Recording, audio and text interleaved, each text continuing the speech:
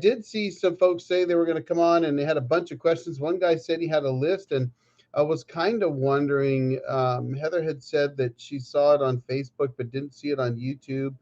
And I'm kind of wondering if my notifications didn't go out or something, because normally I usually have at least a few folks get on, looky loos, check it out, see what's going on. And tonight, of course, we haven't had that. So, but you did say you had a question. So, and by the way, Heather, Craig goes by the Kilted Sawyer on YouTube. He just started a YouTube channel.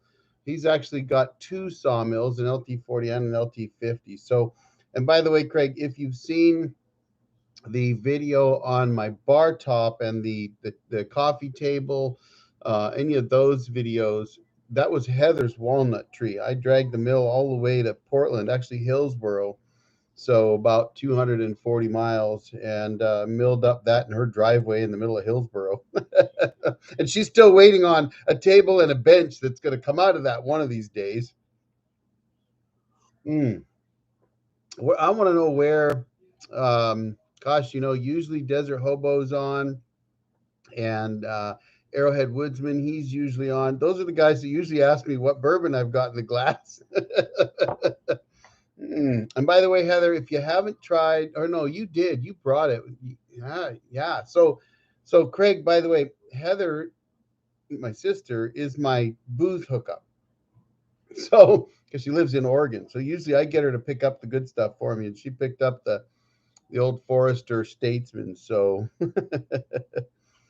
yeah, that was you. So that's tonight's flavor is the old Forester Statesman. Every once in a while, I still have more than half that bottle. So but anyway, so now that we're past that point, uh mobile videos. Did you go mobile in Arizona? So I wasn't in Arizona.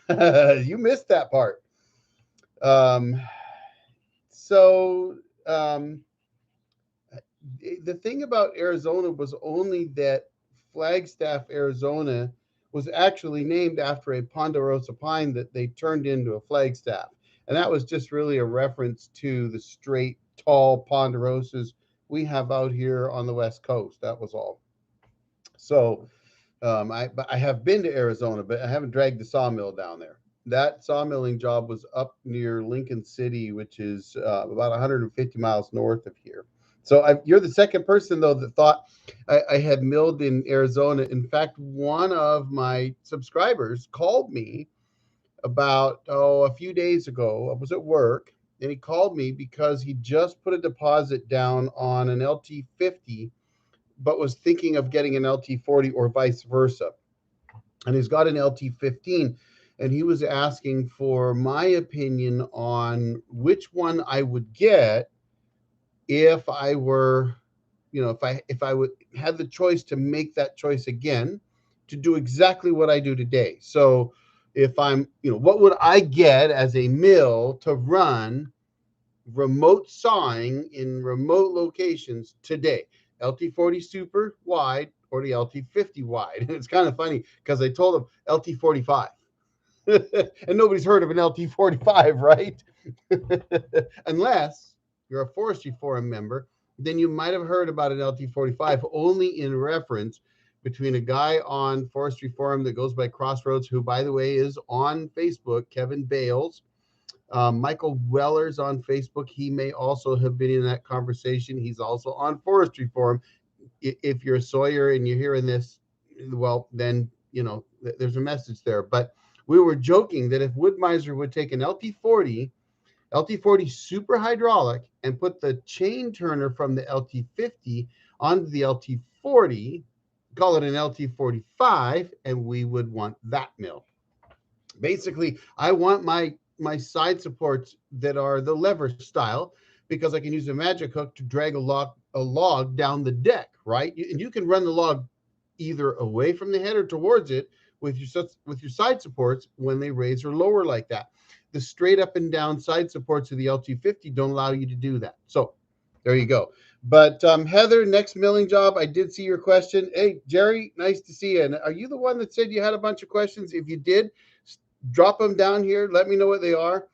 I'm actually surprised. We've got at least, oh gosh, probably 10 or 12 guys that usually join these lives, and I'm surprised not to see them tonight. So you might get your questions answered right away because usually they have questions. But on for Heather, my next milling job or my next YouTube video of a milling job, because those two things are different. So my next milling job is the maple that some of you might have seen in a short of the Husqvarna 572 versus an old maple or something like that, where I quartered up a maple in like a guy's front yard in the middle of town.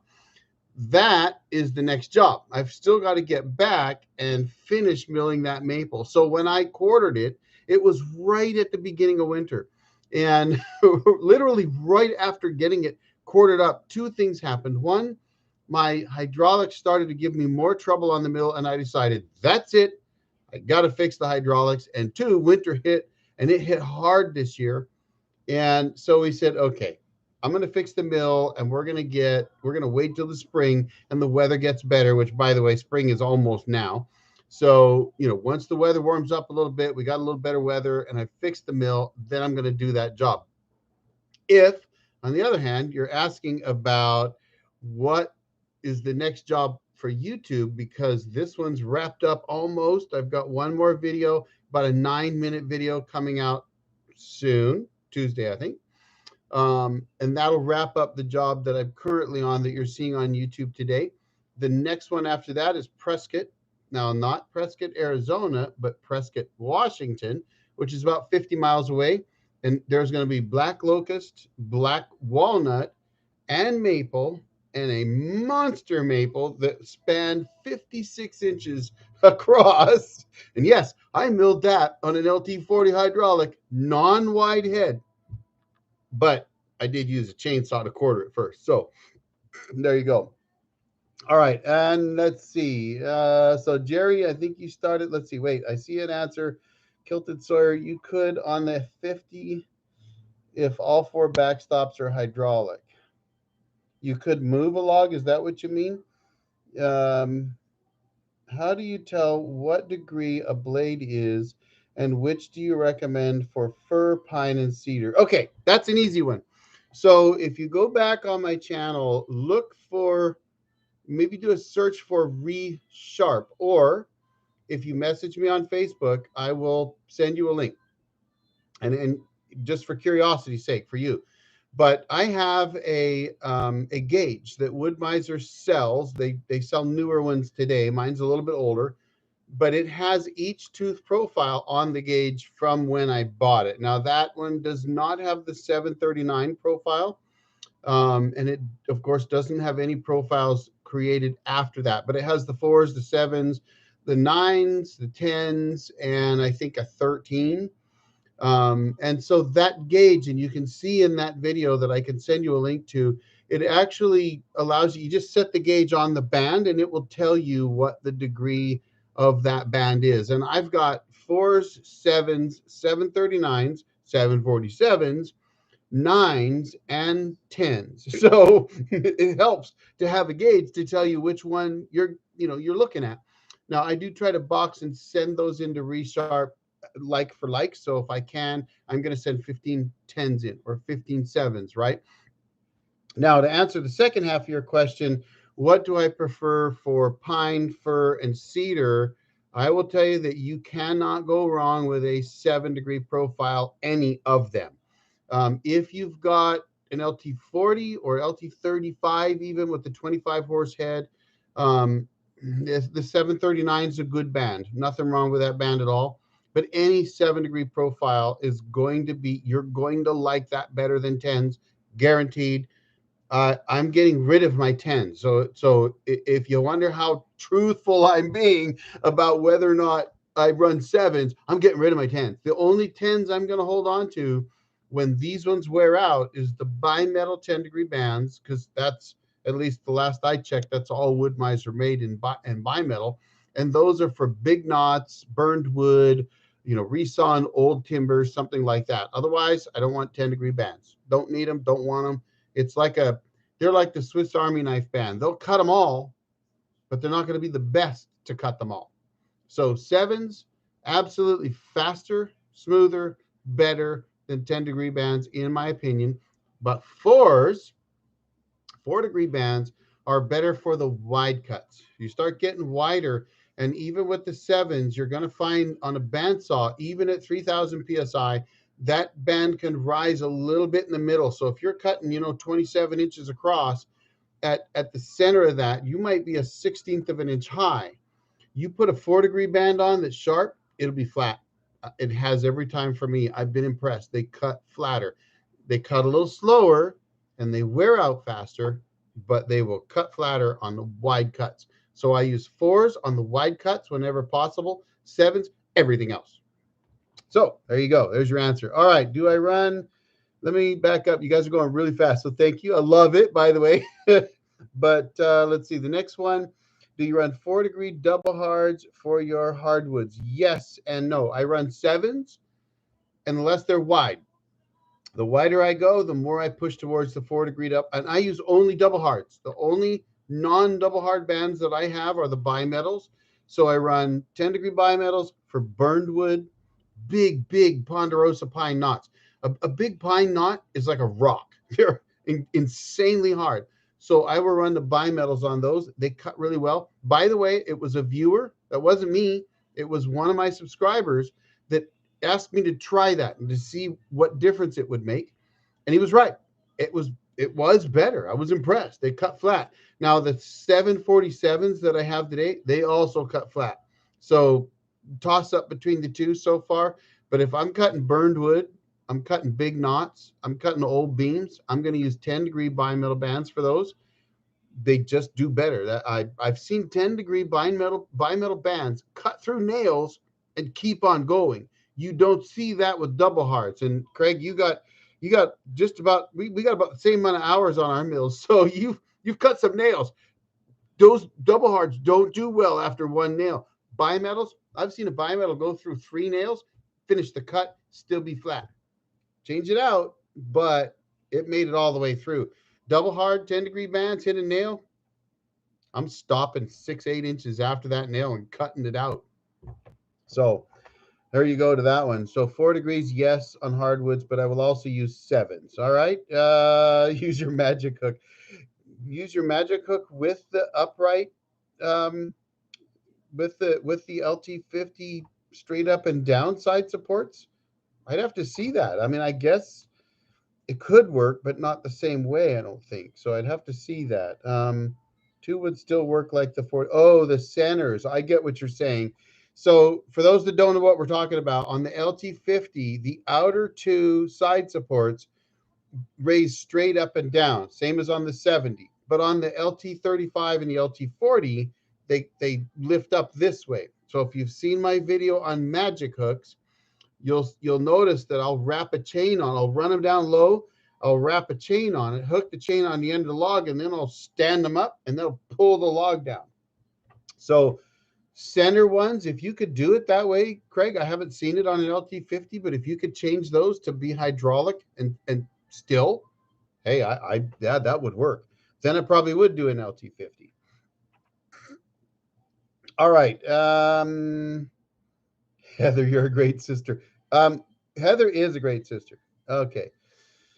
She's also great because she brings the booze to me. You think I'm a stone cold alcoholic by all the talk about booze, but I'm not. All right. Let's see. What do? Do you go over all those blades and their applications? Not in that. Well, in that video, I talk about them. And I talk about what I like to use and what I like to use for it. This is a better format for me to answer those questions. So if you want to talk about what I use, ask me here. I will tell you, honestly, 10-degree bands. Here's the story. So I've got about 75 bands. So, I mean, I have a lot. And I have those because I don't sharpen my own. I use Resharp. And with Resharp, I don't have to worry about it. The thing about Resharp, guys, is yes, it costs me $10 a band. I figure that into my cost so that when I go out on a milling job, that $10, that I have to pay to get a band resharpened. It's just part of doing business, right? It's a business cost. You got to buy fuel for the mill. You got to resharp bands for the mill. So what I do is I have a lot of bands so that I can go out on a job with 30, 45 bands if I need to. I've got 15 that I already shipped off and they're being resharped. I got another 15 probably headed out soon. I might even have 15 coming in. So basically my business model is to always have bands going out and coming in so that, and have enough on hand that I can go do a week's worth of work if I have to, or more, maybe 2 weeks, and have enough bands to do that because I know I got bands coming back. So setting that aside, as far as what I use the bands for, and what I was going to get at is when I go to my cabin and I'm milling up on the property and I'm just milling some logs up for the cabin or something, and I'm not worried about speed and production factor, because there's a difference between I did some videos on hobby sawing and YouTube sawing, or a hobby sawyer and a YouTube sawyer versus a production sawyer. If you're just sawing for yourself, 10-degree bands are fine. Use them all day long. There's nothing wrong with them. And I do that. If I go to the cabin, I'm not taking 7s and 4s with me unless I'm expecting big wood. Chances are I'm just taking 10s up because they're my kind of go-to, throw them in the back of the truck band. I know they'll work. I don't care because I can take more time. When I go out on a production job, there's a difference. When you go on a production job, everything you can do to increase your production while still making good, solid lumber is important. So I've got a video that I'm going to be doing here soon about how I paid for my LT40 in 13 months. Yes, folks, from the day I bought it to the day I paid the final payment was 13 months. How did I do that? Well, I'm going to talk about that. And I didn't like stop eating good food or drinking bourbon to do that, right? So what did I do? Well, it's a mentality. There's a different mentality in production sawing versus hobby sawing. I do them all. So one video I did, I said, what's the difference between a hobby sawyer and a YouTube sawyer and a production sawyer or something like that? And I actually say in the video, I'm all of those, because you can be. But when you go out on a production job, that customer is expecting you to get those 50 logs done in that short window that you have, say 2 days on a weekend, and they want flat, square lumber, and they want it to not be all twisted up and nasty looking. They want decent quality lumber they can frame with. And so that's your mission. Your mission is to get out there and knock it down and get it out and get it done.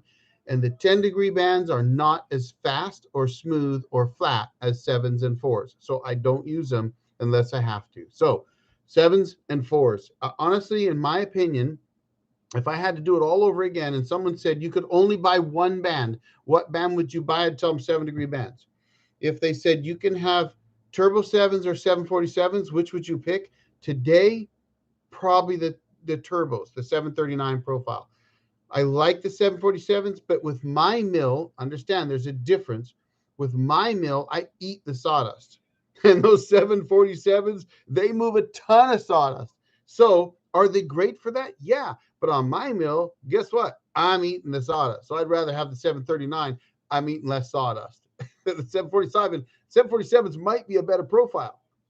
I'd probably go with a 7-degree standard or a 739. So, okay, let me see what other questions we've got here. All over those bands. Again, you can ask me about those. I'm happy to answer. They're in that one. Okay, Woodmiser makes a set of gauges. Yes, there's a new set of gauges out. So Craig, the Kilted Sawyer, by the way, Craig has a channel called the Kilted Sawyer. He's done a lot of milling as well. And yes, they make new ones now. LT35 HD, I spoke with you on the phone almost a year ago. Wow, awesome. We're in the same region. Oh, so Jerry, are you up in Spokane? And are you a teacher? Because I know I talked to somebody in Spokane who was a teacher, or his son was. So it might be you. Let's see. I got all of them with my sharpening. Yeah, because you resharpen your own. Hey, Desert Hobo, there you are. I've been waiting for you. And they cut through frozen knots without waving. Absolutely. Let's see. Great success with bimetals and nails. Yes, bimetals and nails are the best. I call it the bourbon 30 mentality. I like it. By the way, let's see, is Heather still on? Yes. So Desert Hobo, by the way, Heather, who's on here, Heather Kaiser, she is the singer from that jazz video that I posted. She's actually my sister. She's also my good booze hookup because she's in Oregon. So it's Old Forester Statesman tonight, the good stuff. Thanks to my sister Heather, who's on with us. So make sure you say hi to her. Mm. Do I know if the LT70 flywheel's rotating faster than the 40 or the 50? Most 70 guys run very fast. Being a one-man band, I don't roll that fast. So on the 70s, there's, and actually, so let's talk. Jerry's here with the LT35. I think Desert Hobo, you might have an LT35. You start with the LT15, LT35 guys with the inch and a quarter only bands, 25 horse or lower motors. Horsepower means everything. So, and so do the bands. Now you get to the LT40, you can have 26 and a half horse or bigger, like 38 horse, and up to inch and a half bands. Those inch and a half bands cut flatter, live longer, and you can run them harder. The more horsepower you've got, the more power the motor has to push the band through the log, so you mill faster. That is why the LT40 is actually rated for higher production than the LT35. They're very close. The LT40 is actually higher. So you get into the 50 and the 70. By the time you get to the 70, you're running, 055, inch and three quarter, with 51 horse diesel motors. You're rocking and rolling through those things. So you can run a log considerably faster on an LT70 than you can on an LT40. So that's really what it's all about. They also have a better drive system. There's several features that are different. I was asked recently by Steve, I don't see him here yet, but if I would, what I would do, and I told him I wouldn't go to a 70 for what I do, 40 or 50, and depending on different things, whether I would go 50 or 40. Honestly, I want light, so the 40 might be a little lighter than the 50. And I want maneuverability and capability all mixed into one package. So LT45, right? But all right, what do we got here? Bourbon 30 mentality. Let's keep going. LT70. Difference between standard blades and 747 and 739. Okay, good question. So the difference is in the gullet. So on a 7-degree standard, you have their standard gullet. The gullet is the hollow, the dip between the blade tips, right? That little groove between the two tips. And the gullet is what moves the sawdust out. So the tip cuts it, the gullet moves it out. The gullet is like a conveyor belt for sawdust. And the 739 was the first different profile, a deeper profile that Wood-Mizer made in their 7-degree profile to try and move even more sawdust out of the cut while you're in the wood. The 747 is just another kind of version of that, different gullet shape and size than the standard. So I believe, and I'm only talking from experience here, I believe that difference becomes more evident the more horsepower you run. So Craig on here, the Kilted Sawyer, he's got an LT50, and I'm guessing you've got a diesel on that, Craig. That's where that difference would be. So, Desert Hobo, you got a Norwood. Nothing wrong with that. The question is not who made the mill, but what kind of horsepower you're running, and can you run inch and a quarters or inch and a halves? Honestly, they're all good mills, right? So, let's see. So on the profile, if you're running an LT35, Jerry, you're running inch and a quarter bands, 25 horse motor. You could probably run the 739s. I don't know that I would go with a 747, but you could run standard 7. So tell me if you got a 25 horse motor or not. I know the LT35, I think that was the biggest motor you could get on them. So let's see. Oh, Jerry, you're in Yakima. Okay. So I kind of vaguely remember talking to somebody in Yakima. Sorry, no offense. I actually talk to a lot of people. It's amazing how many people call me. I was just talking about a guy in California that called me just a couple of days ago. So Yakima, we're going to have to get together. There's another gentleman there, Lowell Bloom, who's in uh, just outside of Yakima, Moxie. I think he's in Moxie. I've got to get over and see him too. So when I come over and see Lowell, I should come by and see you too. You actually wait, Jerry. I remember you now. You bought that LT35, and you when we talked, you had somebody nearby that had some logs, and you'd gone and approached him and said, "What are you going to do with those or something?" And you made a deal, real good deal for him to mill those up. And I do remember that conversation now. So see, it just takes a little bit for the old brain to bring back those those memories. So we will definitely have to get together. All right. Oh, there you go, Heather. Let's see. I'm actually the odd man out. No, okay. I'm trying to keep up with the chat, guys. 4-degree bands work great on frozen logs. Also, talk to us about your laser install. Okay, I'll do that. Oh, Jerry 25. Okay, if you got a 25 horse motor, Jerry, I would recommend, if you don't have 7-degree bands, call Woodmiser. See if you can't get a couple. You're gonna love them. Whether you go with 739s or 747s, I'm gonna be honest with you. I just get sevens. I don't see any reason. The difference between a 7 and a 739 and 747, in my opinion, on a 25 horse motor, probably not enough of a difference unless you're production sawing. If you're trying to run 300 to 400 board feet an hour, 5 days a week, then we'll talk. But if not, I'd get straight sevens. All right. Laser install. Yes. Let's do that. Both my mills are the 38 horse Kohlers. Oh, so you got the big motors. I would love one. Lowell's about a mile away from you. Lowell is a great guy, another Marine. I've talked to him several times. So, okay. So the laser install. I got to tell you guys, I think that video is going to be fun. At one point, I hold up a DC to DC converter and I go like this to the camera. And it's smoked black. They say you have to let the smoke out to get things to work right. Well, I let the smoke out. Mm. So this laser install could be done by anyone on any mill. It's not a Woodmiser laser. It's made by Apenex. Apenex did send me the laser, the DC to DC module, and the mount. And they sent it to me late last year so that I can install it on the mill and do an honest video. Now, one thing I got to tell you about Apenex, and if you've seen my post on Facebook, you know that the first thing I'm going to tell somebody who wants me to do a review is I'm going to tell them if I think it's crap, I'm going to tell people it's crap. I'm not messing around. I will not. You guys, if you haven't seen the video of me taking the Craftsman pressure washer, and I don't know if you heard me right, but you might have, and throwing it in the garbage last summer, that is, honest to God, what I will do. If I don't like something, I'm going to tell you. And so when Apenex approached me, I said, look, here's the deal. I'm willing to do it, but you have to understand, if I don't think it's worth it, if I don't think it's a good piece of equipment, if it fails, if there's something wrong with it, I'm going to tell my viewers that. I'm no BS. I'm going to tell them the truth.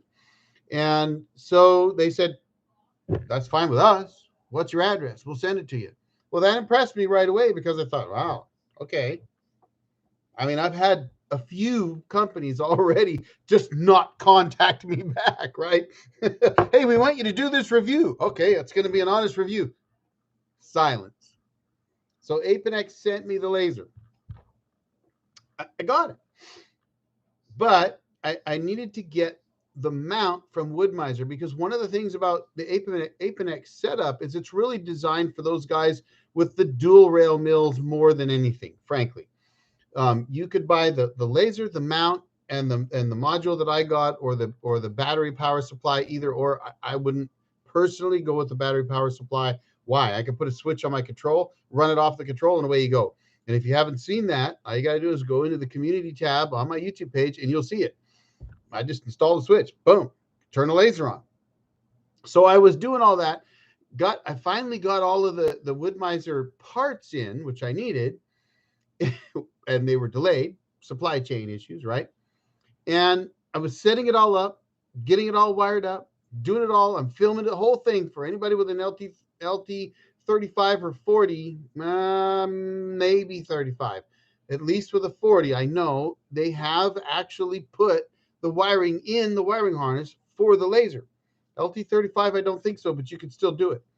So I was wiring it all up, filming the whole thing, and while filming it, I didn't look at the DC to DC module.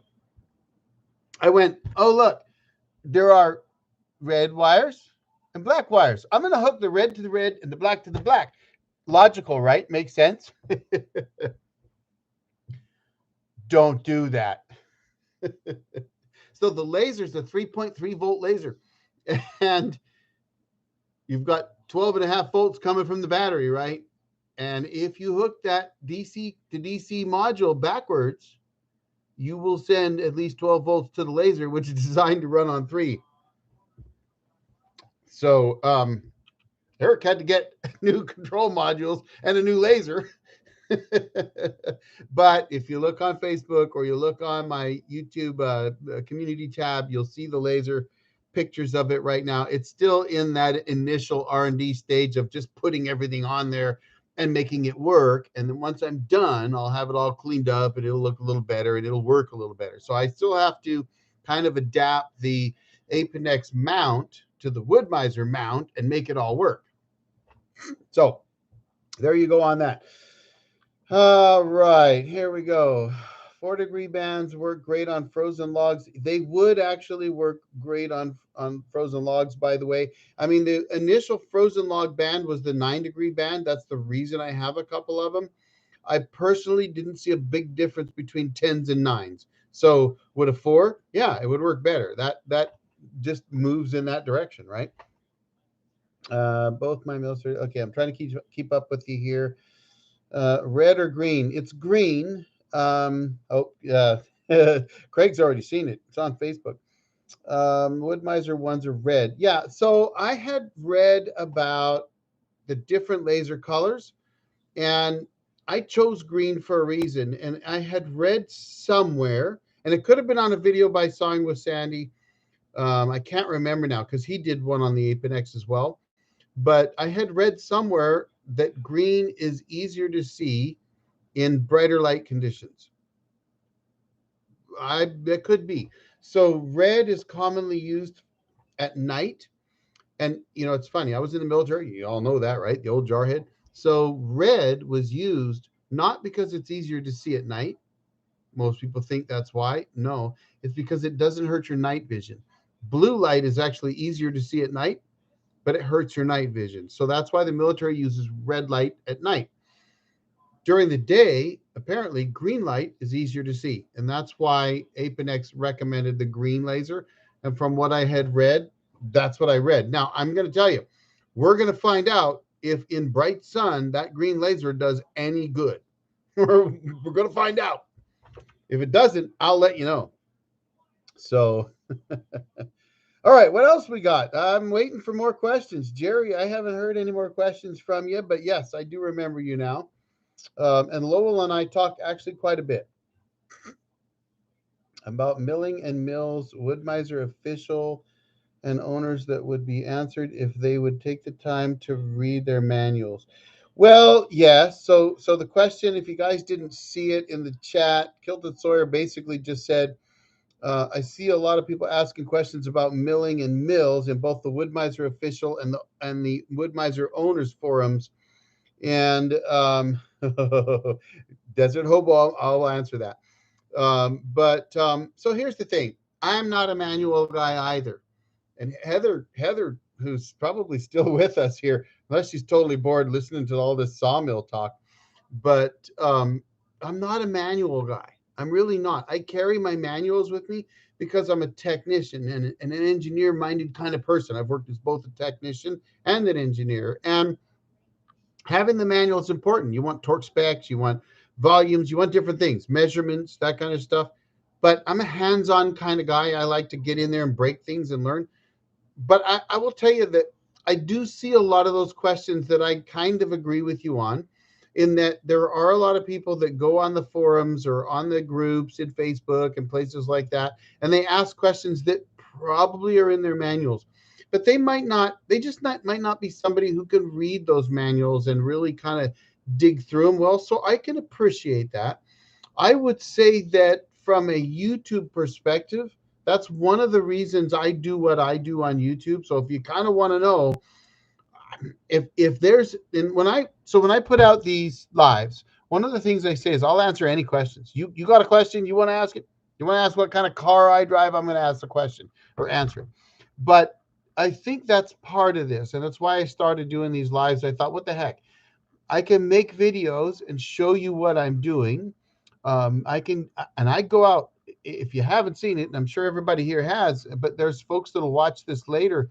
I go out and I make these videos of jobs I do in remote locations, and I have repeat customers. I had a customer call me, about a week ago, who I've milled for about 10 times already since 2016 or 17, and he wants me to come back and mill more logs up this spring. So the sign of success for a production remote sawyer, or any remote sawyer, frankly, is the customers are calling you back. That is the number one most important thing you can achieve, in my opinion, as a remote sawyer. If your customers are calling you back, you did something right. Okay. So, what I try to do with my videos is show you what that looks like, what I do, how I do it, so you can, right? I want you to be able to take your mill and do what I do if it's what you want to do. And I want to be able to help you do that. So, that's why I do what I do.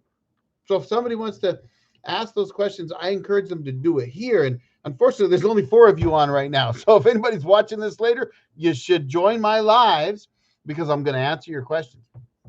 So, okay. All right. What's next on the list? What's the day job that it... Okay. Desert hobo. Damn it. All right. So here's the deal. I retired. I said, that's it. I'm done. I'm going to retire. But my retirement was not a traditional retirement. I didn't have a retirement to retire on. I'm a busted up old jarhead, so I have that as my retirement. But my sawmill and my YouTube channel were my plans as my retirement. More the sawmill than the YouTube channel, honestly, guys. I mean, the super chats, the stickers, the super thanks, those things are awesome.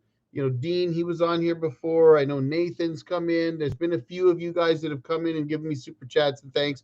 Those really do help. Otherwise, honestly, I make about $2 or $3 a day on YouTube, except this month. So, in case you're wondering, this month has been really good because I had a video go over 5 million views. So, it's been a little better month, but made as much as $9 a day. So, you know, I'm rolling in the dough now. So YouTube's not really a big part of that retirement plan, but that was the plan. However, I left my job and was able to collect unemployment. So I was collecting unemployment, and you have to apply for jobs. So I was willing to take something if the right job came along. And honestly, I want to go back on retirement, and I'm hoping to do that April 20th. So look for that date. But a job came along. I went out and worked in the area, Hanford area out here in the Tri-Cities. The pay was actually super good. It was worth my time to go do it. Great bunch of folks to work with. And I'm really just doing, honestly, I'm doing material stuff, doing reports. It's all computer generated type stuff. So I'm a bit of a computer geek. This is basically computer geek work that pays really well, so I'm going to do it. But I think it's a contract deal as a contractor, so I think I'll be done April 20th. Cross my fingers. So I guess if they're watching, they would know that. But and then back to just running my sawmill and YouTube. And when I can get back to just doing YouTube, I'm going back to 3 videos a week for a while, folks. My eventual intent is to probably cut that back a little bit, but I would rather do the 3 videos if I can, so I will. And I've got more coming out one Tuesday, by the way. All right, what else we got? It must be genetic. I'm not a manual person either. I just ask my bro to fix things. Agreed, doing good work and word of mouth is very important. Yes, Good work and word of mouth is very important. Okay, Jerry, I agree with manuals, but getting advice from people in the field is typically very helpful. I'm just getting started. Bill has 15 hours on it. I'm on YouTube as Shuka Milling and Woodworks. Oh, I'll have to check you out. Yeah, Jerry, hang out with Eric. He'll help you with the milling biz. I will. I absolutely will. Which date, Heather? I need to know what date. I will help you out. In fact, I got to tell you, that is the point of my channel. If you haven't figured it out, guys, first of all, I'm going to tell you, I have learned a lot from people that watch my channel. I will learn from anybody. It's really funny. My most popular video is that silly little short of the Woodmiser Resharp manager, supervisor, whatever he is, showing me how to coil a band. I don't coil bands. I use flat packs. But I had subscribers ask me to ask Woodmiser to show them how to coil a band. So I went there to do it. And one of the and that has like over 750 comments on it, 5 million views. But what people have said a lot on there, besides throw it like a grenade and say fire in the hole, but it is that old guy's learning from the young guy. That's really cool. And truthfully, that's just who I am. I love to learn things, and I'll learn from anybody. I will not tell you that I know more than everybody else. I will not tell you that I know everything. I don't, and I will learn from other people. But if I've learned something, I'm going to share it with you and let you guys know. And that's why if you watch my videos, you know when I make a mistake, I'm not afraid to show it. I've actually had customers say to me, "You're going to edit that out, right?" Nope. Nope. It's going in. So there you go. All right. Oh, I won't run you off, Jerry. That's not who I am. Oh man, I got to tell you, if you're a bourbon drinker, it's not against YouTube standards to talk about bourbon. If you're a bourbon drinker and you haven't tried Old Forester or Old Forester Statesman, that stuff is good. It's brilliant. It's very good. All right, what else you got for me? We're not even an hour into this, folks. I got plenty of time on my hands. I made a mistake once of trying to schedule a new video right after a live, and I messed up my times and I ended up doing the live for like 20 minutes. And so I'm here as long as you're willing to listen. If you've got questions, I'm here to answer them. I will answer, by the way, Statesman aged longer. Yes. As a matter of fact, I do believe it is. It's also, I'd have to go get the bottle, and I don't want to do that right now on live. I will tell you this, look it up. It's more expensive. It's not their most expensive. It's reasonable. I think, Heather, maybe correct me. I think it was about $60 for a bottle, 53, 58 on sale, something like that. It's very, very good. And I'm a bourbon drinker. So, by the way, so is my jazz singing sister, Heather. So, and if you don't know, if you're watching this right now and you don't know what's going on with this jazz singing sister thing, look up Heather Kaiser. Look in the chat. You'll see her name right there. Look her up. Go watch her videos. I'm not saying this because I'm trying to help my sister out. I love my sister. I have 3 of them actually, but Heather is my closest. We've been like this since we were just very young. I will tell you that Heather does a live here at my house every summer because we ask her to come out and do it. That's not just a brother asking his sister. Trust me, she's good. And by the way, Jerry, you're invited. So you want to come to a live here. If you're close enough to come out here for one of my lives, we do them in August. Reach me, PM me, email me. It's by invitation only. But Heather and her piano player Steve come out. It's a great show, lots of fun. I got to tell you, look up Heather Kaiser. I think you're going to enjoy it. It's a good night. Okay, all right, let's move on. I'm planning on doing a sharpening and setting video on the upcoming weeks. I also have some additional parts to install on my, that'll be put in the video too. Good idea. I will tell you, I think I told you before, 5 to 10 seconds. Okay, let's see. This is the most informative rather than just showing someone milling without expectations. Watch my case tractor rebuild project. You'll see that I work in the same way. Oh, I'll check it out, Jerry. And thank you. I will tell you, honestly, that's why I want to do these lives. It's to be totally informal. Just ask your questions, and I'm going to answer them. So if you don't do YouTube videos, I will tell you, they're a bit of a challenge sometimes for somebody like me who you sound like that. Craig, the Kilted Sawyer, Desert Hobo. There's lots of folks out there. Arrowhead Woodsman's going to watch this. Great guy. Actually, he's an awesome guy. I'm going to tell you that right now. Alyssa, whatever, I don't believe that's her name or his name. I think that's a pseudonym. There's lots of great sawyers on here. I actually, in my last video, I almost tried to list all the sawyers that actually watch my channel. There's a ton of them. They're all awesome. And the one thing I'll tell you about doing YouTube videos, it's actually kind of hard, because if you watch anything about doing YouTube videos, they tell you first you do the title, then you do the thumbnail, then you go do the video. That doesn't work when what you're doing is you're going and doing a job. You're going out to production saw, mill a bunch of logs up for somebody, and you're just getting some video from it, and then you're going to try to make a video that people might watch later. And that's an entirely different thing, and it takes an entirely different mindset. So kudos to anyone that's doing it. But one of the reasons I say ask me anything is because I'll talk about that if you want to. All right. I do a lot of shiplap. I need to get completed in the next couple weeks. Do you have the attachment on your mill? Answer me that, Heather. Blushing. Hey, you're good. That's just reality. Let's see. What do we got? My wife would love the jazz live. Jerry, take her to heatherkaiser.com.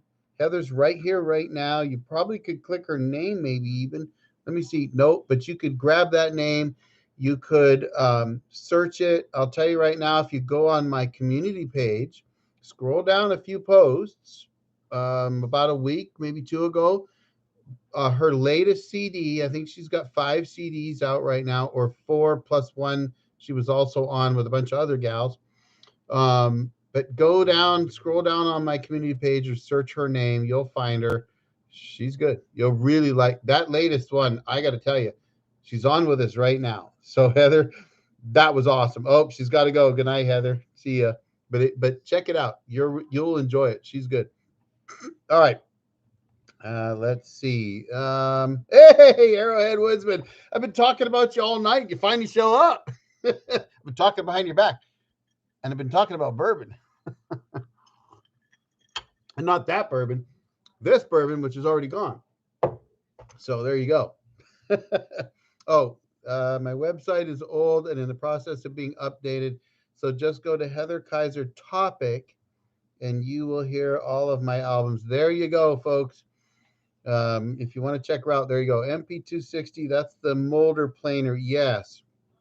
Single phase. So they also make for the Woodmiser, I want to say for 15s, maybe 35s and 40s. I know for the 40 anyway, they make the lathe miser, but they also made a planer that you could do like tongue and groove D-logs and stuff like that on. That would be an interesting add-on to have. Don't have one. Don't have the lathe miser. Don't have the shiplap or the resaw. But those are things I wouldn't use as much, right? My plan is to production saw mobile and not at my place. I also have questions about the business setup for a milling business, but maybe on the phone, license, insurance. Well, you can ask here too. I will tell you, remote sawing, there's a couple keys to that. One is you may find once you get established that you have to shut off your advertising.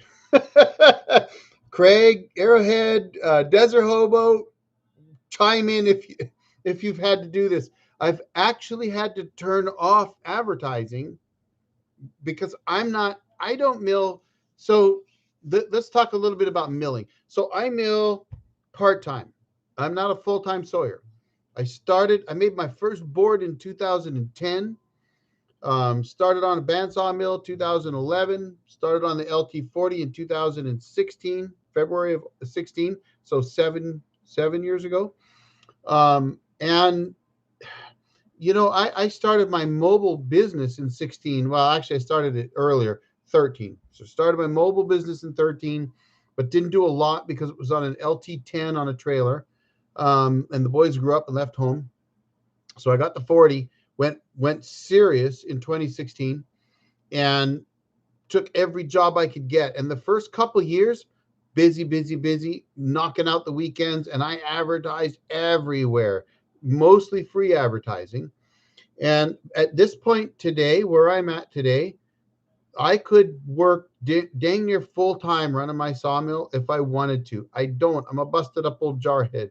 So I can't. I physically just couldn't do that.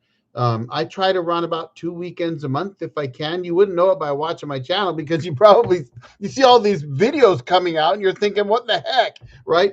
2, 3 videos a week. I must be milling every day. Well, no. I mean, if I do 50 logs in a weekend and one of my videos is 2 or 3 logs, you can figure out how many videos I can make from one weekend, right? So, all right, Desert Hobo, get organized before you get busy. Yes, absolutely. You don't want an outdated calendar and no sharp bands when the customers are calling. Oh God, that is absolutely. I'm gonna tell you guys a funny story. So you're going to appreciate this, especially those of you that do this as a business. So last year, I think it was a year ago. So a year ago, I got a call. I was advertising. I started piling up the jobs. And if you do this, you know how it goes, right? It's January, February timeframe. You're piling up the jobs. The calls are coming in. You're trying to schedule jobs out. If you're like me, you're willing to schedule them out a little ways. I'll schedule jobs out sometimes 2 or 3 months, and I'll just get them on the calendar. Well, I made a mistake, and one of the guys that had contacted me wasn't really ready to put it on the calendar, so I didn't put it on the calendar. But I was getting so many calls. I had another guy not far from the first guy put it on the calendar. Then, as we got really, really close, he started contacting me again. They both did, and both great customers. And I ended up messing up and thinking that I was going to go mill for one customer when I had another customer thinking I was coming to his location. Fortunately, I was able to stack them one behind the other. And that was on one of my road shows that if you've seen my videos, you've seen and you didn't realize it. I might have talked about it though. But one of them was in East Spokane and the other one was in Moy Springs, Idaho. And they were about 100 miles apart, which, by the way, for me, that's pretty close. So I actually ended up doing them one after the other on the same weekend, but that wasn't the original plan. And that's because I didn't have my calendar in order. So Desert Hobo was absolutely right. You got to get your calendar in order. All right. What else we got? Sharp bands. Yeah, I have 75 bands. I've got sharp bands. Recently retired and only want to work a few days a week. I'm about to bulk up on blades. Thus the questions. Yes. Okay. So I will tell you that you're kind of like me, Jerry, which is awesome because we're in the same area. I don't want to work full time. That's not my interest, right? I want to work part time, a couple weekends a month, 1 or 2. Um, March, April, May, June, September, October, November. Those are my months. I don't want to mill in July and August. Now, other guys that don't live in our climate, now I think Desert Hobo, you're somewhere in a hot climate. Craig, he's down in Utah. Kilton Sawyer, he's down in Utah. Guys, yeah, July and August are hot. I don't want to. It's not good for the wood anyway, right? I mean, unless it's going to be kiln dried, you put wood out in late July in eastern Washington somewhere, and it's going to get hot as heck during the day, cool down at night, and it's not going to dry well. Sorry, it ain't. You need air movement, and you don't need that huge swing in temperatures. It's okay in a controlled environment like a solar kiln, not out in the weather around here. So I mill spring and fall primarily. and 1 or 2 weekends a month. It's perfect. I love it. All right, let's see what we got here. Have you done a checklist video of equipment and tools that you take out on your mobile jobs? Yes, Craig, I have. There's a video you haven't seen yet. There's a video I did last year, mid last year sometime. Oh, could have been earlier. Could have been early last year. I did a video on it. I think I called it What I Take. And honestly, it was not a big production video, guys. This one, I did my best. But I tried to put down in the video and in the description every single thing that I bring on every job. And so if you go back, try to look for a video done mid last year or search for what I bring or message me. If you message me on Facebook or on, well, that's probably the best place, or MeWe, whatever, wherever you are, I will give you the link to that video.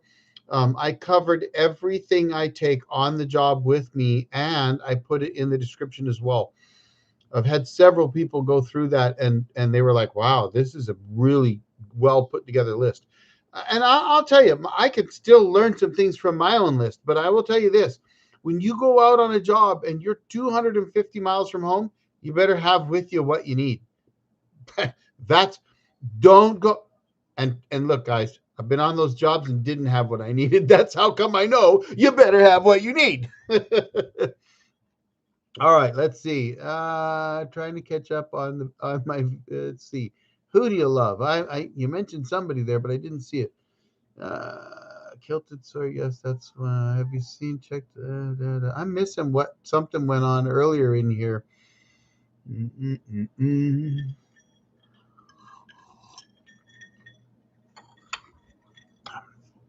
I'm just dead space here, guys. Trying to read some comments so I can catch up to you. Let's see. Upstate New York. Wait, still not fun in July. So, Desert Hobo, you're in upstate New York? What? Here I thought you were like down in California and Arizona. I think my last live I asked you that too. Upstate New York. So you're up there by Dave, and so Dave is up in that area. That's Old Man in the Saw. Steve, MSD Making Sawdust, he's somewhere out there. But if you're not on Forestry Forum, there are lots of guys up there. And I think the pig roast is in upstate PA, maybe. So there's definitely a lot of amazing sawyers up there. Let's see. Let's see. Yeah, humidity is way too much. I wouldn't mill in July and August up in upstate New York. I wouldn't mill in July and August in here, let alone even in the South. You've got 2 feet of snow at your location. Haven't had that much in 20 years. I could comment on that. If you really want to know my point of view, I could comment on that, Greta. But yeah, we've had 3 or 4 feet of snow up at our cabin. Haven't seen that much snow in a long, long time. So yeah, you know what? Here you go. Snow. February of 2016. You may or may not have seen these videos. They're not currently public, though they might be unlisted. But 2016 February, I dragged my LT40 to my cabin at 3,200 feet in elevation and started cutting logs with it. 2011, February of 2011, I dragged my LT10 up to the cabin and I put that LT10 on 4x4s in the snow, but it wasn't that much snow. Started cutting logs with it. I have a video that'll come out sometime in the next week or two and I'm hoping to have it out this week actually, where my wife and I went up about a month ago to the cabin and had to hike in because there's too much snow. Then we went back last weekend and these are in some pretty well-built Jeeps, okay? So Jeeps that can float on top of snow. We managed to drive in this last trip. There's no way on God's green earth I would pull my sawmill in now. I wouldn't get it there. And I sure as hell couldn't mill any logs up. I'd have to go find them. In fact, I hope you get to see this in the video that we did. the filming that I did on this last video from last weekend. I'm out trying to pick up a load of slash to burn with my tractor, and I kept having a lot of trouble. What I didn't realize and discovered a little bit later was that I was driving on top of a log deck. Now think about what I'm telling you. I had no idea I was on top of a log deck with my tractor because there was that much snow. That's a problem. Odd winter? No, it's not an odd winter. It's not an odd winter at all. It's called cycles. The weather patterns happen in cycles, generally about an 11-year turnaround. So you usually have like 11 years of cooling and then 11 years of warming, and then 11 years of cooling and then 11 years of warming. And if you read about Earth temperature cycles, there are like 3 or 4 of them. So you have the 11-year, and then you have like the 30 or whatever year, and the 100 some odd year. They're different cycles. They happen, and we're just happen to be in one. Okay. Let's go. Fat fingered 10 years. This is okay. I have watched the equipment video. It's great. I'm accumulating everything now. Good job. And I might have to do a new one. Maybe I have some new stuff. Let's see. Business license, insurance. Okay. You need in the Washington state, every state's different. Washington state, you need to register with the state. So your business registered with the state. I got news for you. It's really beautiful in Washington state. If you're sawing logs into lumber and you're not selling the lumber yourself, you do not pay taxes on that. It's a good thing. Technically, you would have to have a business license for the town you work in. But if you're remote sawing and you're only working out in the counties, it doesn't seem to be an issue. So I have a state business license. Pasco, the city of Pasco where I live, they want me to get a license here, but it's really interesting. The stuff they sent me was all if I was running the business in the city of Pasco. I don't. So it is a little bit quasi. I would research your local city, but don't tell them what you're doing until you figure out what it is you're doing. Because they might say get a license and you may not need one. If you're not milling in the city of Yakima, you don't need a license to operate your business in the city of Yakima because you're not operating it in the city of Yakima. I'm not trying to give you professional advice. That's just my personal opinion.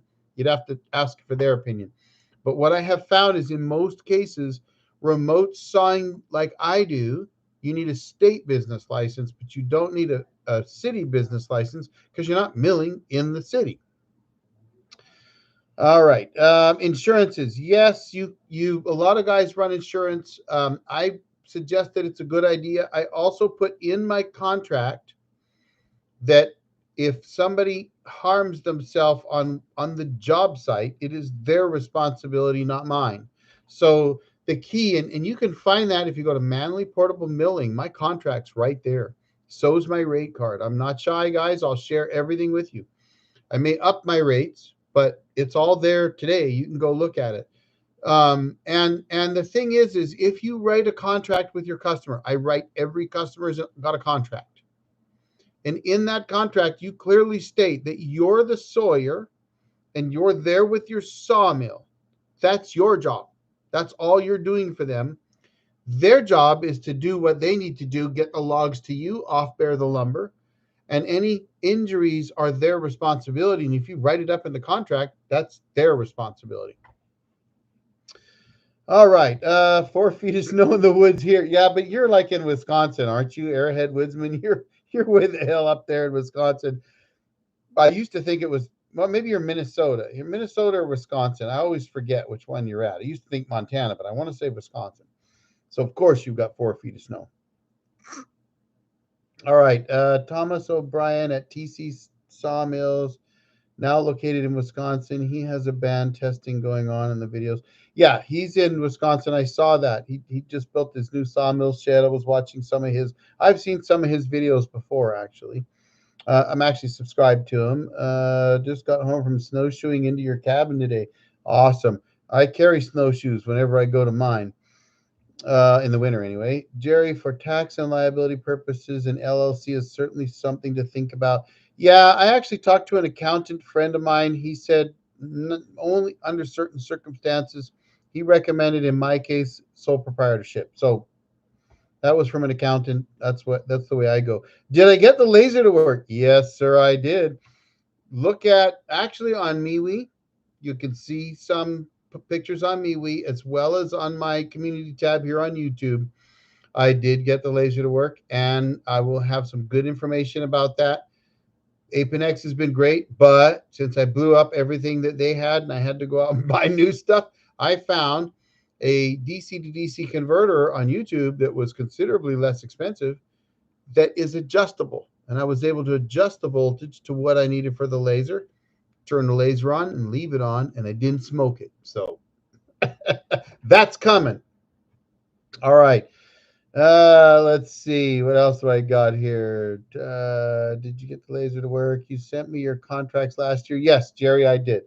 But there are lots of other folks that will watch this. Usually I get about 250, 300 views anyway on a live like this. So that's why you guys will notice sometimes I'll kind of repeat things or talk about something you may already know. It's for those that come in that maybe haven't heard it yet. So the laser's working. Let's see, northern Minnesota. Okay, there you go. I have a buddy that I served in the Marine Corps with that was in Minnesota, actually. That's where he's from. Great guy. Tough country. Just under 6,000. You're at 6,000 feet? Well, of course you've got 4 feet of snow. Nobody lives at 6,000 feet. Come on, Craig. Hmm. Okay. Yeah, TC, honestly, if you're on YouTube and you're subscribing to Sawmill channels, you're probably like me and you're subscribed to lots of them. And not just because I do YouTube. I actually like to see what other guys are doing. I learn from other guys. But I did get some new cameras. So, by the way, if you want to know how I do what I do, there's three of them right there. This is my new one. And this one, I hope to show you some angles that I've not been able to show you before. I can hook it up right here and aim it right down on top of the log, or I can hook it this way and aim it that way. So that'll be a new one I'm going to be using. And since I've got that new video doing 5 million views, I think I'm going to get one more GoPro because I want to be able to show the exit and entry of every log. Instead of just entries or just exits, I want to be able to show both. So I hope to do that for you pretty soon too. How do I make sure your engines don't lean out at that elevation? Oh, that's Desert Hobo for the Kilted Sawyer. Subscribe to most of them that I come across. What's the software? Oh, what's the software I use for editing? I use DaVinci Resolve 18. And 18 doesn't matter. It'll be 19 before long. I started on 17. I think DaVinci Resolve is excellent. It's awesome software.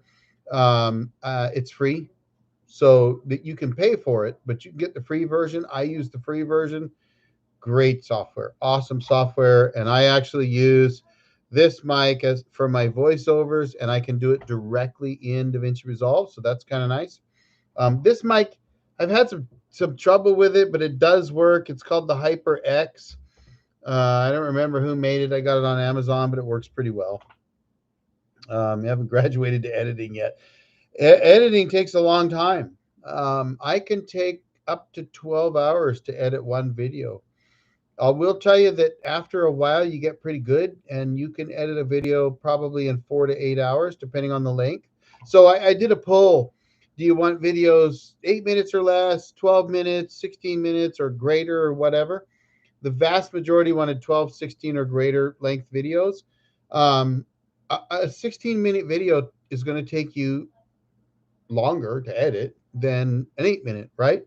So it easily can take me up to 12 hours to edit a video. So in case you're wondering, I spent a lot of time editing. That's one of the reasons you see less videos out today with me working. When I get back to where I'm not working anymore, then I'll be able to take more time to edit videos. I like to do that in the morning, 5 o'clock in the morning. I'm up here editing videos. And if I'm not having to go to work, then right now I edit between 4:30 and 5 usually. And then on Fridays, I'll edit from 4:30 to whenever I release the video on a Friday. A lot of times I'll spend, Monday, Tuesday, Wednesday, Thursday, I'll spend, half an hour at least each day. And then I'll spend 4, 5, 6 hours or more on Friday, or, depending on how long it is, could be longer. But I've been doing it long enough with DaVinci Resolve that I can edit fairly quickly. So let's see. If I start filming, I'll just send it to me for editing.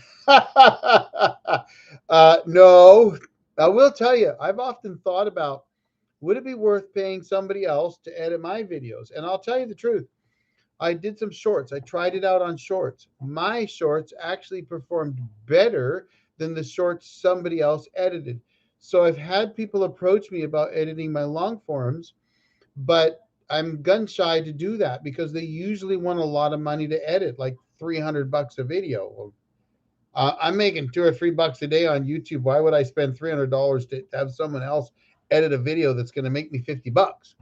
That's not a good business model, right? We all run sawmills here. Why you're not going to go get paid $50 to mill a bunch of wood up for somebody that costs you $300, right? It's not going to happen. So I really don't care. Yeah. So shorts, you might have noticed I'm not doing shorts now. That recently was a change. I was doing them for a while. YouTube really pushed shorts, and they really wanted everybody to do shorts, and they started paying you for shorts on February 1st. So I thought, okay, well, I'm going back to work. I can't make videos as much as I used to because I'm working. Excuse me. So I'll do shorts just to kind of keep things going.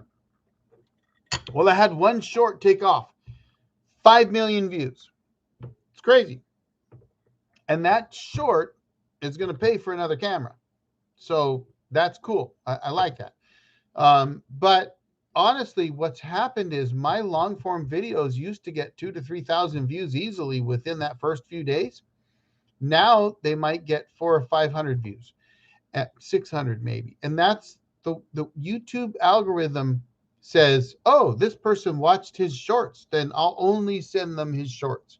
Now they claim they fixed that.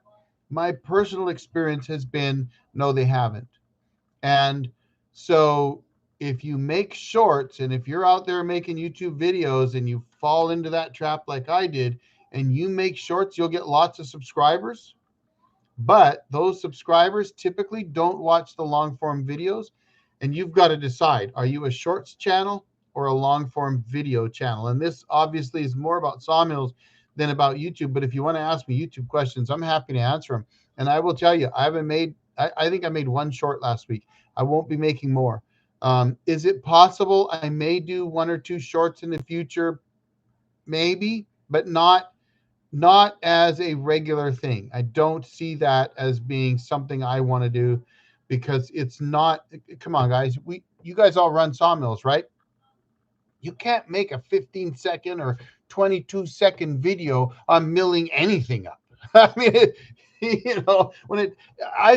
I've made shorts that were 40 seconds long. I've made some 26 to 32-second long shorts milling one log, and yeah, you can do that, but it's not what I do. I'm more interested in either talking to you about what you do or showing you what I do in hopes that maybe something I do can help you do what you do. That's what it's all about. Sharing information. Can't do that in 15 seconds. Don't care for shorts. Not going to do. I mean, I'm going to tell you right now, moving forward, 99.99% of my videos will be longs. No more shorts. Done. I'm done with shorts. They're not worth it. Okay, enough of that. I've been a YouTuber for just over a month. I've been one for over 12 years, almost 13.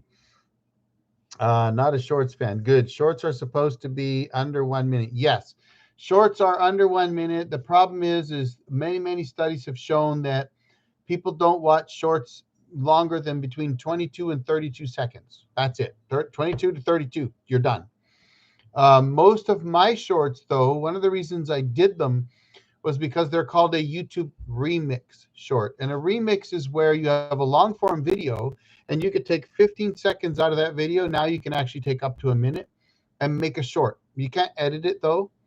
So you have to take a clip out of that video, and then you can share it as a short, and it'll point back to the long form. So 99% or more of my shorts, you'll notice at the bottom, it says created by the Old Jarhead. You click that, it takes you to the whole video.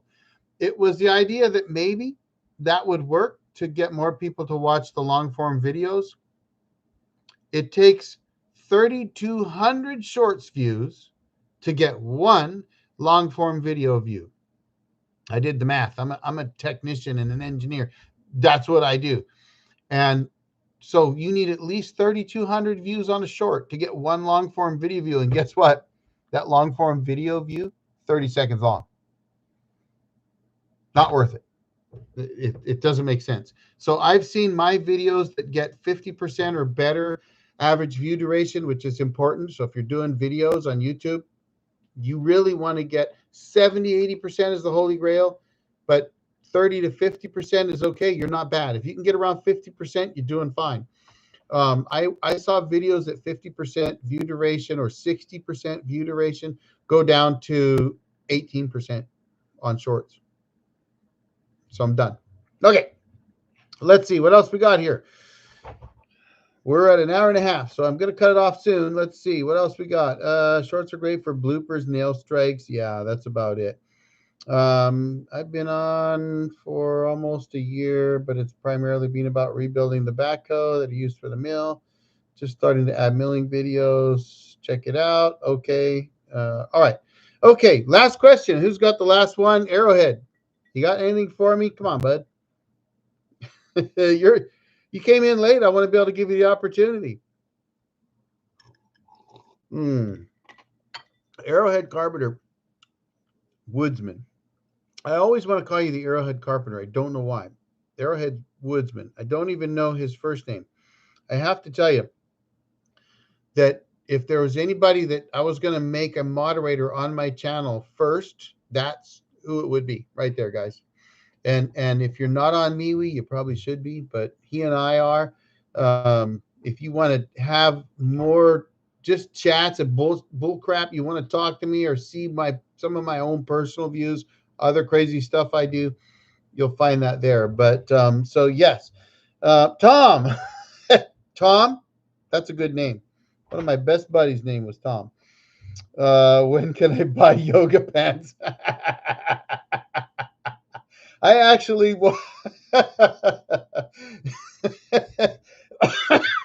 you're killing me. Oh my God. Old Jarhead logoed yoga pants. We were on YouTube yesterday. My wife's been fighting a cold, so we got on YouTube and we were just watching YouTube videos. And I was trying to catch up. So one of the things for those of you that have YouTube channels that are watching this now or later, with my job, it's very hard to get on and watch YouTube channels that I would normally try to watch. So Two Brothers Outdoors, Old Man in the Saw, MSD Making Sawdust, TC Sawmill, whatever, Iron and Oak, all these different channels out there, Northwest Sawyer, you name it. I talk to a lot of these folks, Wilson Forest Lands, right? I talk to a lot of these guys. A lot of them I talk to on the phone or offline or in chats or whatever. I try to watch everybody else's channels. With the job, it's been very difficult to do that. But so we were sitting down yesterday just watching YouTube videos, and that channel, Yoga Pants, came out. And I was like, oh, every once in a while I go and I watch because they get millions of views and, they run a sawmill sort of. And so let's go look. My wife and I are watching. Let's go look. Boom. Rear vision immediately, right? And I was like, I just can't do it. I mean, come on. Seriously. If I put yoga pants on and turned around to face the camera, I would lose a lot of viewers. But honestly, in my opinion, it's wrong. I'm sorry, guys. Hey, I'm not going to say I don't like the look of yoga pants, but come on. Don't get me started. Come on, Jerry. All right. It would be hilarious to see that gnome run past the camera. I don't know how many people know what that references to. The angry gnome. He's threatened to do it. Him and his brother-in-law with his Daisy Dukes. I will subscribe. Okay, all right, guys. I think we're good to go. I'm gonna call it a day. I am gonna try to do these about every couple weeks. So spread the word. Let everybody know. If you see me post up or you haven't seen a post, ask me. Figure about every 2 weeks. If I'm going to the cabin, I'll slide it out 1 week or whatever. But the idea behind these is I want to be able to answer your questions, and it doesn't matter what it's about. Want to talk yoga pants? Okay, we'll do it. If you want to talk cameras, you want to talk YouTube editing or YouTube stuff about getting on YouTube and how much you can really earn on YouTube, or whatever, I'm happy to answer that. Or if you want to know how to make bread, I make bread too. There you go. So lots more coming out. I'll throw this out really quick. My next video coming out, I think Tuesday. That one will be the final stage of the job you've currently been seeing on YouTube. At the end of it, I'm throwing a few little clips from the upcoming videos. So you might enjoy that. I may put a few more on there. I've only got about probably 10 or 15 seconds or so at the end, just to wet your whistle a little bit about what's coming up. I've got the laser, got it working, got it running after I blew it up. So I'll bring that to you. So the laser install, we'll have that, and that's going to be more than one video. We'll have the install, but I'm hoping to get out and run the mill with the laser in the bright sun very, very soon. The hydraulics, getting the hydraulics sorted out, getting it fixed, that should be coming out as well.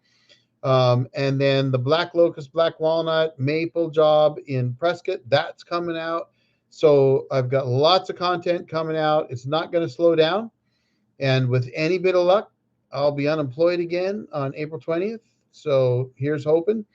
And I'll be just running my sawmill and making videos.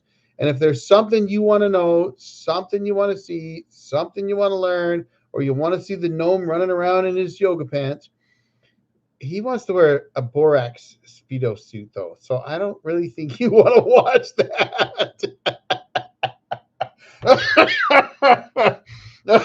I'll have a heart attack. All right, guys, listen. If you don't make bread already, I got to tell you, I teach people how to do that. Thanks a million. Nice talk. You bet. Y'all have a great night. The Old Jarhead out.